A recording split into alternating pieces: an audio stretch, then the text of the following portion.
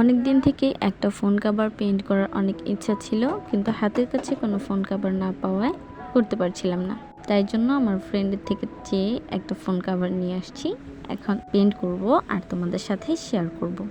চলো ভিডিও শুরু করা যাক। তো আমি প্রথমে এখানে ল্যাভেন্ডার ফুল করব জন্য ল্যাভেন্ডার কালার বানিয়ে নিচ্ছিলাম।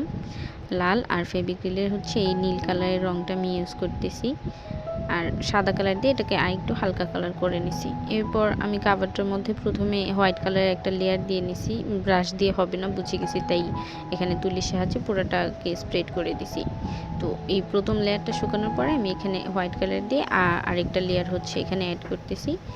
আর এরপর আমি আসলে এটাকে বেবি পিঙ্ক কালার করতে চাইছিলাম, সেটা হয় নাই যদিও, তারপর ভালোই লাগছিল, তাই আমি এটাকে আর চেঞ্জ করি নাই, এভাবেই রেখে দিছি। আর আজকের এই পুরো কাজটা আমি কিপস পাইলিংয়ের এই ব্রাশগুলো দিয়ে করতেছি। এই ব্রাশগুলো তোমরা আর্টোজিয়া পেজে পেয়ে যাবা।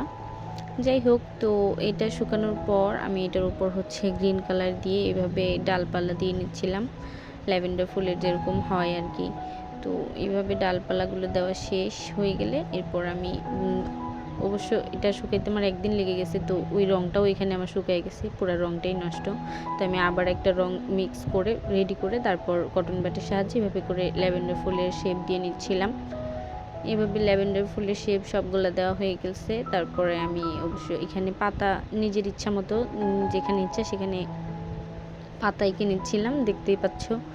তো পাতা আঁকার পর এটাকে আমি একটু শুকাইতে দিছি। রঙটা একদম যখন পুরোপুরি শুকায় গেছে, এরপর আমি এখানে ভার্নিশ ইউজ করছি। এই ভার্নিশটাও আমি বাসায় তৈরি করছি, এটা কেনা ভার্নিশ না।